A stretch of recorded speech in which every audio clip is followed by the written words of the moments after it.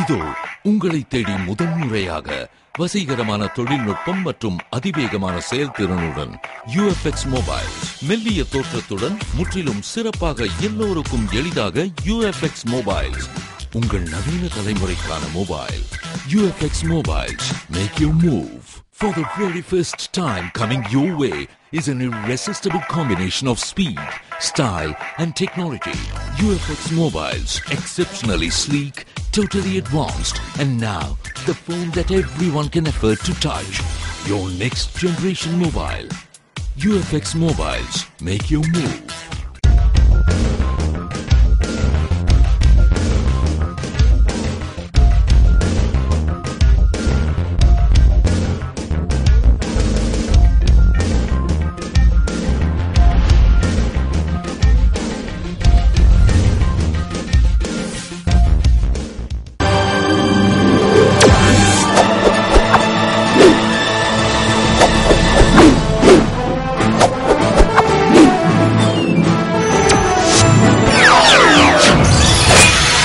நீங்கள் பார்த்துக் கொண்டிருப்பது AJK டிவியின் புதுவை மாலை. வணக்கம். ஜனாதிபதி தேர்தலுக்கு பிறகு முதல்வர் ரங்கசாமியிடம் மாற்றத்தை எதிர்பார்த்து ஏமாந்ததாக எதிர்க்கட்சித் தலைவர் வைத்திலிங்கம் கூறியுள்ளார்.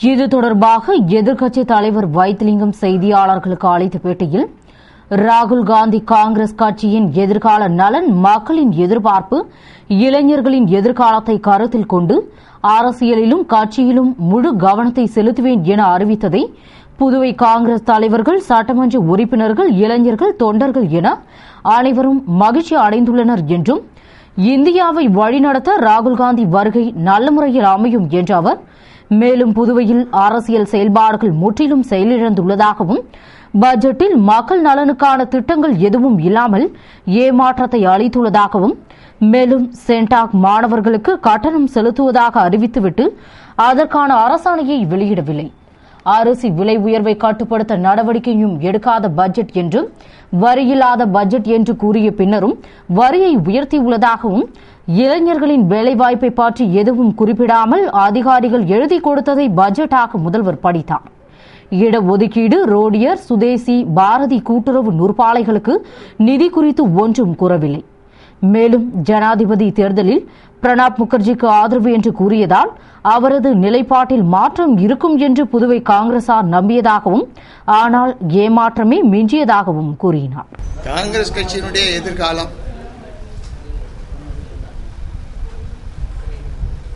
இளைஞர்களுடைய எதிர்காலமாக விளங்கக்கூடிய மதிப்பிற்குரிய ராகுல் காந்தி அவர்கள் தன்னுடைய விருப்பத்தை தெரிவித்திருக்கின்றார்கள். பல காலம் காங்கிரஸ் கட்சியில் இருந்த தலைவர்கள் எல்லாம் இப்படிப்பட்ட ஒரு அறிக்கையை தான் எதிர்பார்த்து கொண்டிருந்தார்கள். அவர்கள் அரசாங்கத்திலேயும் சரி, காங்கிரஸ் கட்சியிலேயும் சரி, தன்னுடைய முழு கவனத்தை செலுத்துவேன் என்று கூறியிருக்கின்றார்கள். அதை புதுவை பிரதேச காங்கிரஸ் கமிட்டியும் புதுவை பிரதேச சட்டமன்ற காங்கிரஸ் கட்சியினுடைய தலைவராக இருக்கக்கூடிய நானும் வரவேற்கின்றோம். அது மட்டுமல்ல, இன்றைய தினம் இந்திய நாட்டை வழி நடத்துவதற்கும் வழிகாட்டுவதற்கும் இளைய சமுதாயம் வேண்டும் என்று கூறுகின்ற நேரத்தில் இவருடைய வருகை நல்ல வருகையாக அமையும் என்பதை இந்த நேரத்தில் கூற விரும்புகின்றேன். பட்ஜெட்டா அதுன்னு கேட்டேன். நான் அப்பயே சொன்னேன், அன்னைக்கு ஆளுநர் வரன்றது வேற, இது ஆனுவல் ரிப்போர்ட் மாதிரி மார்க் போட்டு இது நான் செய்திருக்கிறேன்னு சொல்றது ஆளுடைய ரிப்போர்ட். ஆட்சியாளருடைய பட்ஜெட் என்னும்போது அடுத்த வருஷம் நாங்கள் என்ன செய்ய போறோம் அப்படின்றது தான். அப்போ ஆளுடைய ரிப்போர்ட்டை பார்க்கும்பொழுது நாங்கள் ஏன் அவ்வளோ தகராறு பண்ணோன்னு சொன்னால், இந்த கவர்மெண்ட் டோட்டலா ஃபெயிலியரு. அந்த டோட்டல் ஃபெயிலியரை ஆளுநர் கேட்கல. அதனால ஆளுநர் நாங்கள் மறிச்சோம். நீங்கள் கேட்கல, நீங்கள் சரியாக கைட் பண்ணியிருக்கணும், அவங்க சொன்னதெல்லாம் எதுவும் செய்யல, அதனால நாங்கள் தகராறு பண்ணோம். இந்த இடத்துல ஏன் தகராறு பண்ணலன்னா, அடுத்த வருஷம் இவர் என்ன செய்ய போறேன்னு சொல்றாரு. அது சொல்ல விட்டாதான் நல்லது கெட்டது தெரியும், இல்லைன்னா தெரியாது. அதனால தான் நாங்கள் கடைசி வரையும் அமைதி காத்தோம், ஏதாவது நல்லதா சொல்லுவாரு அப்படின்னு சொல்லிட்டு. அன்னைக்கு நான் அறிக்கை கொடுக்கும்போது என்ன சொன்னேன், கடைசி வரையும் நாங்கள் காத்திருந்தோம், கடைசி பக்கத்தில் கடைசி வரையும் கூட காத்திருந்தோம், ஆனால் எதுவுமே சொல்லலை. அதுதான் என்னுடைய ஸ்டேட்மெண்ட்ல கொடுத்துருந்தேன். அதனால அமைதி காப்பது என்பது வேறு. இந்த இடத்துல ஏன் அமைதி காப்போம்னா, இவ்வளோ பிரச்சனைக்கு அப்புறமும் இவர் ஏதாவது மாற்றி சொல்வாருன்னு எதிர்பார்த்தோம், மாற்றல, அதே தான் இருக்கு.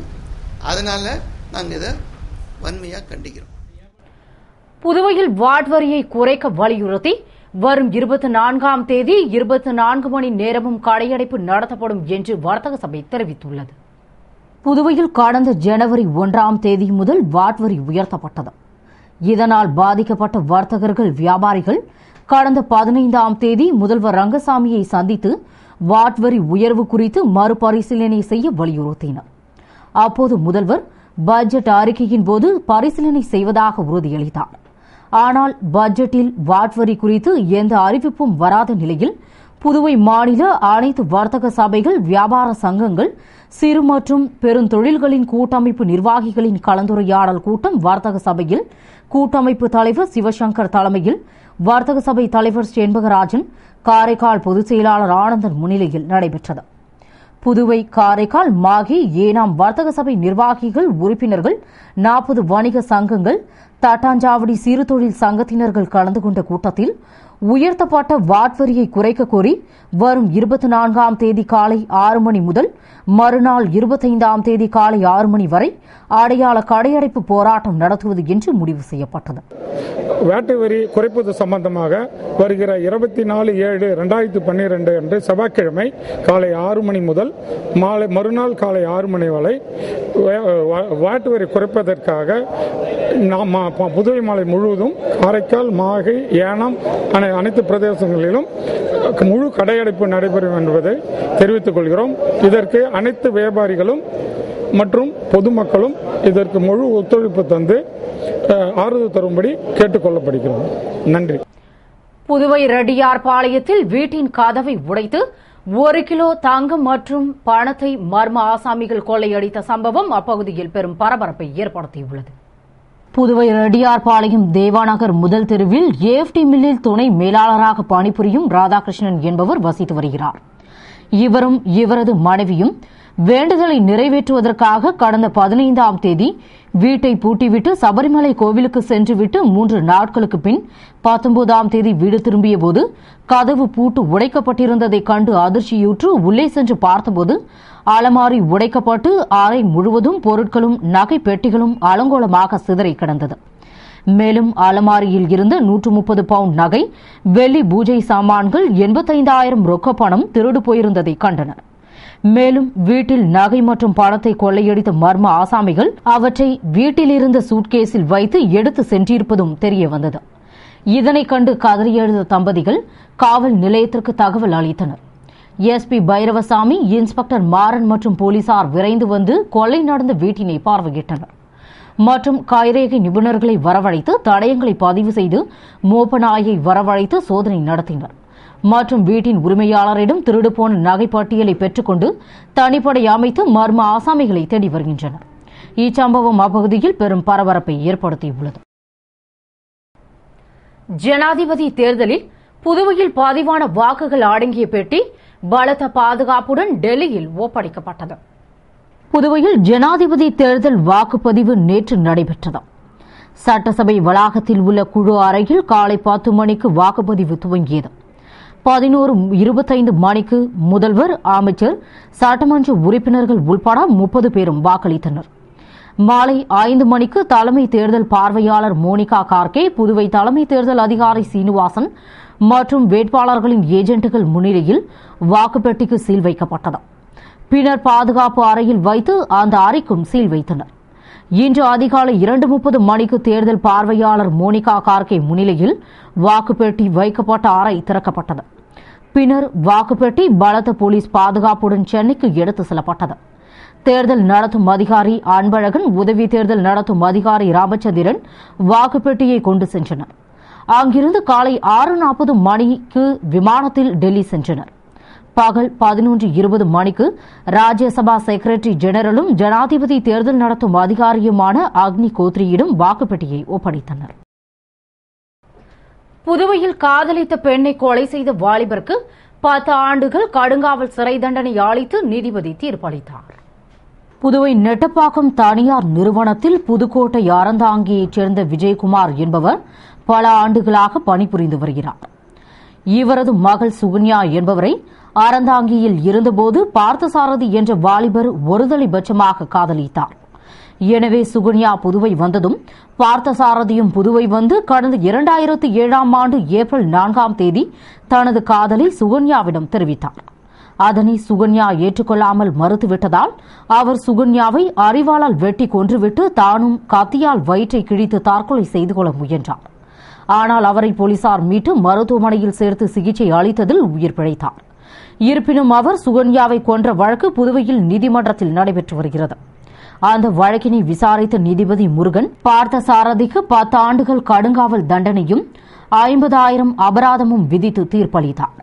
மேலும் 50,000 கட்ட தவறினால் மேலும் 1 ஆண்டு சிறை தண்டனை விதித்து உத்தரவிட்டார். இத்துடன் செய்திகள் நிறைவடைகின்றன. வணக்கம்.